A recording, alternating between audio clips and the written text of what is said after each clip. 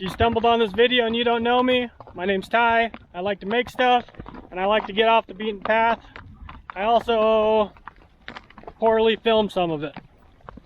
Today I'm going into the Malpais Wilderness Study Area. And it doesn't look like anybody's been in here in a while. Wilderness areas, even the small ones, they've always intrigued me. And I think it's just because I know not very many people are going to be there. And this one's not very big. I'm going to the hole in the wall. And so it's a wilderness area that's kind of surrounded by the Malpais, or I think it's a national monument.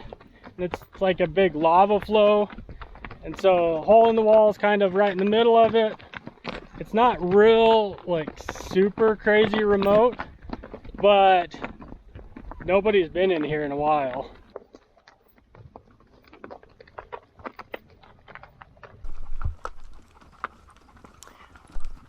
This is kind of a strange wilderness because, well, it's a BLM wilderness. I think they call them wilderness study areas, which means it's a little bit different than your normal, like, Forest Service wilderness. And so right now, there's no motorized vehicles. You can come in here on horseback or hiking. And the weird thing though is there's an easement for ranchers. So right now I'm riding down this road. It's kind of an old two-track, so nobody's used it in a while. Last time I was here, you could tell that they had been using it, but it doesn't look like anybody's been here all summer.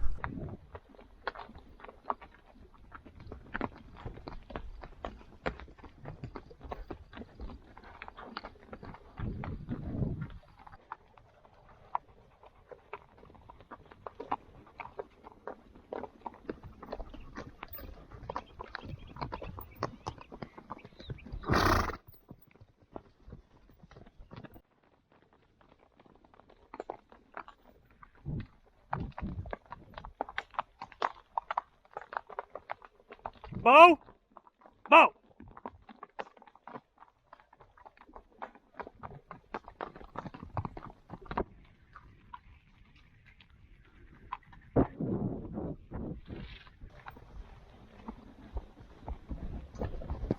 If you're not familiar with Malpais, well, it's Spanish for bad country or badlands.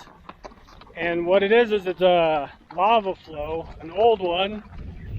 I think it's like 6 million years old or something like that. How they know, I have no idea. But where I'm at, this is hole in the wall, and it's they have a name for it. It's a Hawaiian name. It's like Kipoku, Kapuku, Kapachu, Pikachu, I don't know.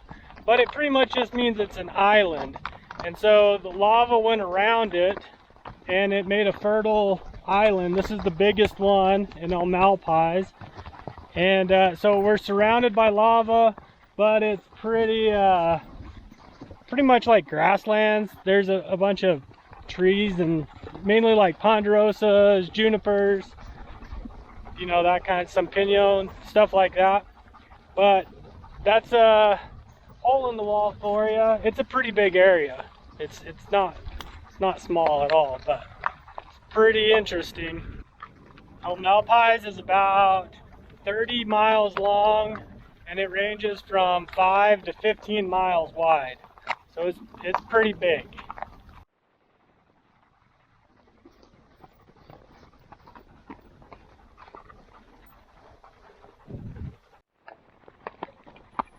You probably can't see it, but this place is covered up in elk right here.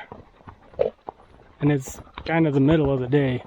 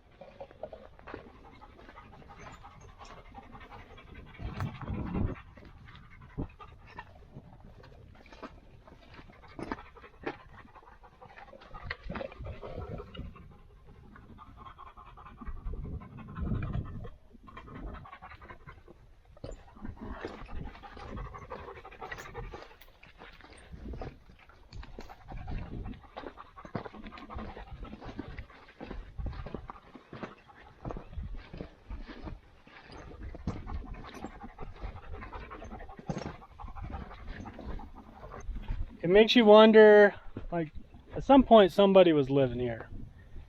And with the Malpais, anytime you hear like Badlands, Malpais, something like that, you know that there's a bunch of good stories along with it. And this place is no different. There's a few stories that I find really interesting. One famous story from this area is there was a train robbery just east of Grants, which is just, I don't know, on the other side of the Malpais from us. And so the Blackjack Christian Gang, which sounds made up to me, but that's what they're calling them. They got on the train, they started heading towards Grants, and they robbed everybody. And then they found a safe, and they blew it up, and they found gold and currency, or money, paper money I guess, or coins. And they said it was $100,000 worth. And I don't know about you guys, but every time you hear like some treasure kind of thing, it's always $100,000. So I don't know why they always said that. But so they decided to rob the train there because they knew they could run into the Malpais. And it looks like this for miles and miles. And I'm just on the edge of it, where like deep into it there's no vegetation or anything, but there's big craters and there's big tubes where the lava had flown, and then it started to cool on the outside and it kept flowing. So there's like these tunnels and just caves and crevices. And so that gang stole all the money, ran in the Malpais. Some of them got caught, and they never found their loot. So there's been treasure hunters ever since in this area, looking at all the little crevices and stuff, trying to find it. Nobody's ever found it to my knowledge, but it's one of those things. If it was real and they found it, would they tell anybody? So that's one of them.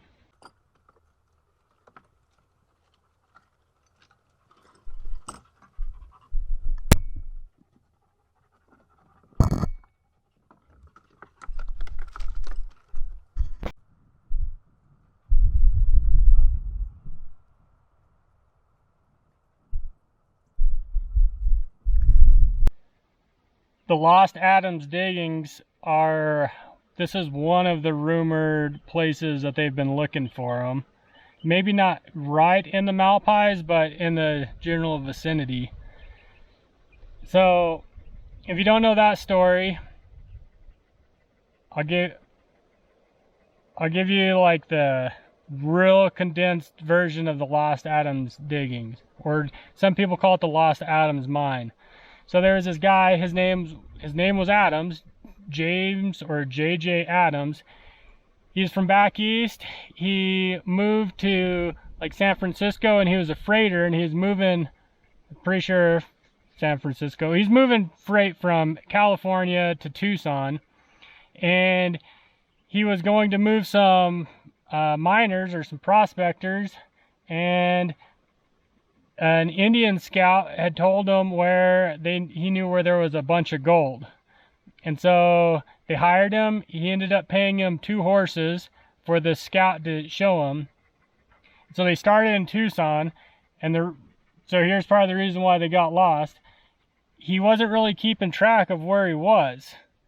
And so later on, he was trying to remember, and he knew like he crossed a big river, and then they went 4 more days, and then they saw a mountain, and then they turned northeast, and you know, very vague directions. But they ended up finding this Z-shaped canyon, and it was blocked with a big rock, so it was almost like a door. And they went in, and there was gold everywhere.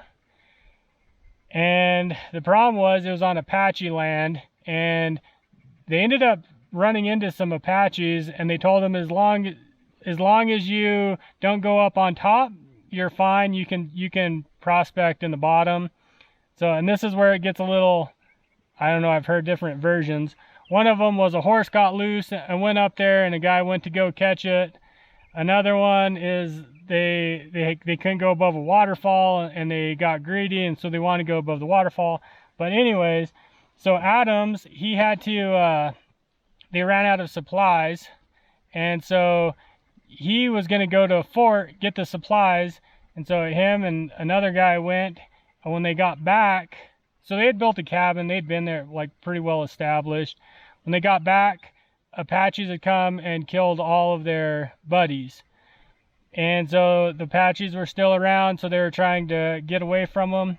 But he had found a nugget the size of a chicken egg, and he buried it under like a stump or like a log that had fallen over or something.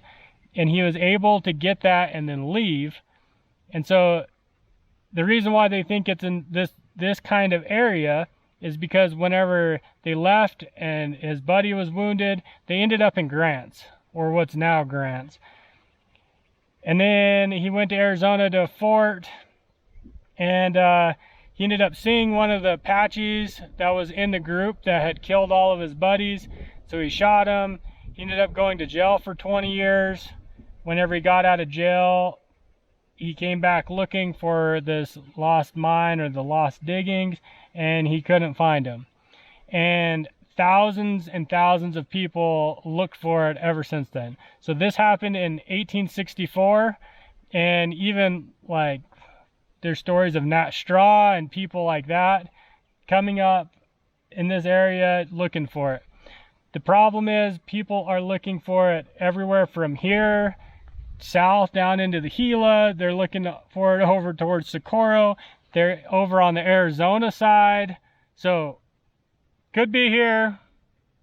People think that they found it and it wasn't all that it was cracked up to be, but somewhere in this area, and they always use this as a reference, is the Malpais, because it's so distinct. This place has been, well, I'm not really, it's hard to describe where I'm at. I'm in the middle of the Malpais, kind of, but I'm on this island thing, and so I'm not really showing you a good representation of the Malpais, and that's because, for one, you can't ride a horse across it. You just can't do it. It's too loose of rocks, and I've heard of old trails like that the bandits used to know, and it was marked with something white, and you could like zigzag through it. It's like secret type thing. But to the Navajos, this place is sacred. To the Apaches, this place is sacred. The conquistadors, Coronado, or all those guys, they used to use this like in the 1500s as a reference. So whenever they were talking, like, because they just knew like general stuff, but this was a big enough landmark that they could use it as a reference. And so this place has been used for different stuff forever. If nothing else, at least a landmark, so people could have vague directions on where they're going. And like I said, you can't cut across it. You could do it on foot, but it's, there's no water, hot and dry. It's starting to rain on me. Great, here we go again. But yeah, pretty crazy. I'm not giving you a good representation because I'm not going to go there on horseback, and I really don't feel like walking across a hot, dry place. But even here on the edge, there's still holes you could hide stuff in. So just gonna keep poking around. I'm gonna have to leave though, so I don't get wet. Seems like I always get rained on. Not complaining.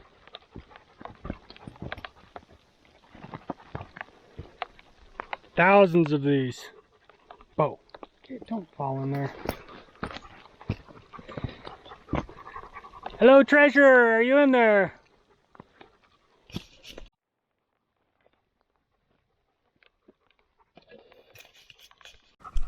A bunch of elk right in my way again.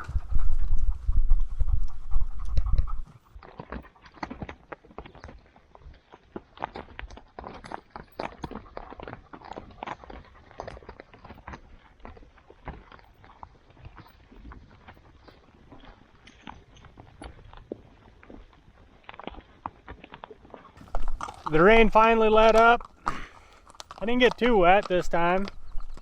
I didn't have to put my slicker on, but it's just crazy like the area, because you go from the flats, then you go into some trees with some volcanic rock kind of on the sides, so there's only really one way in here, and then it just opens up and it's just like meadows and I don't know, so it's pretty crazy. It's definitely worth checking out. Since I have a little bit of clear skies for a minute, I'll tell you another story of this area. So in 1936, there were some oil guys in California that were donating money to the Democratic Party for the upcoming election, and they put it in an airplane with the pilot. His name was Touchman. I think it's Touchman. So he's flying from California with his money to Kansas with is $100,000 in cash, which $100,000 again. And he was flying in a Lockheed Vega, so it's like your typical plane from the 30s, like common plane from the 30s. And he stopped and got fuel in Phoenix, and they think that he crashed in the Malpais. And there were some eyewitnesses. There was a storm that came through, and they said that there was a Lockheed that was flying low, and it looked like it had engine trouble, and so crashed somewhere. They searched for 3 days, couldn't find him. They've looked everywhere, and nobody knows what happened. So that one's pretty interesting. So that part of the story is well known and well documented, and it really happened. But the crazier part is that there was rumors, and I read about this a while back on a forum, so I don't know. I'm gonna abbreviate it because it was really long.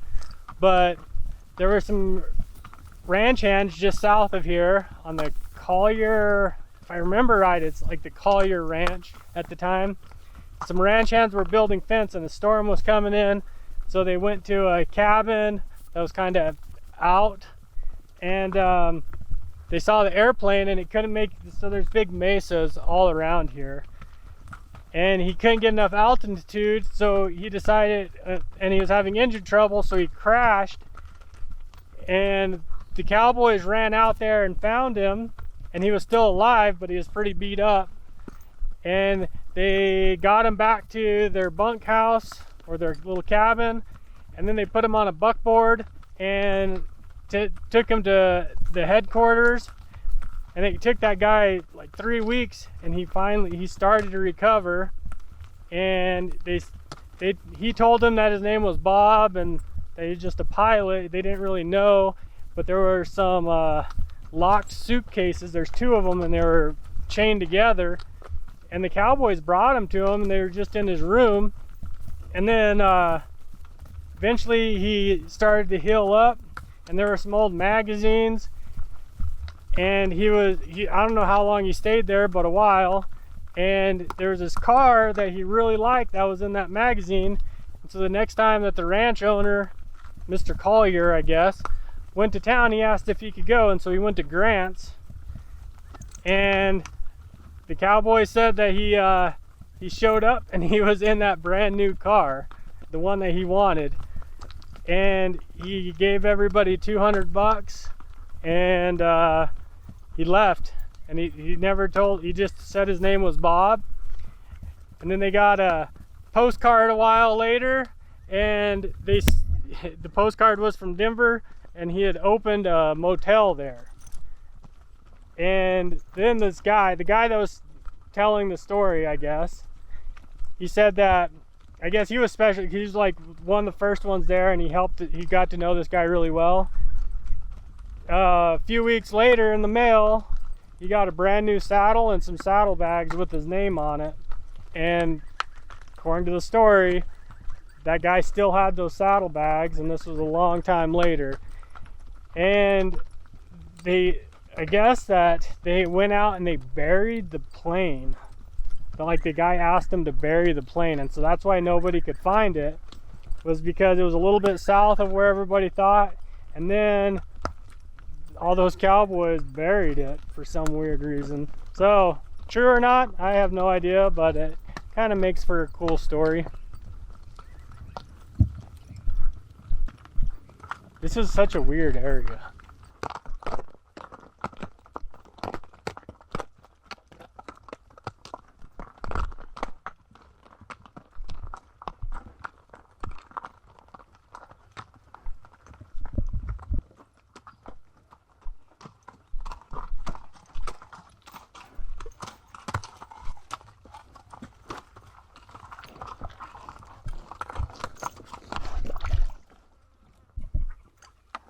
There are usually trail cameras on this little tank here, and I don't see any. So if you put your trail camera here, it's not here anymore, or you hit it better than I can see it. Still kind of early for trail cameras, but I just came through the crazy gate where it turns back into the flats. So weird.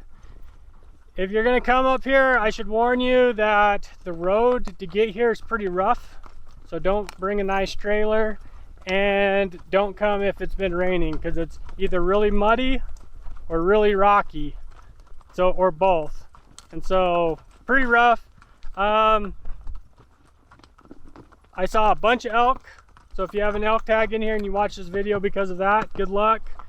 I didn't see any antelope or any deer like I thought I would, but there were a bunch of tracks. And so if you made it to the end, thanks for watching, and we'll catch you on the next one.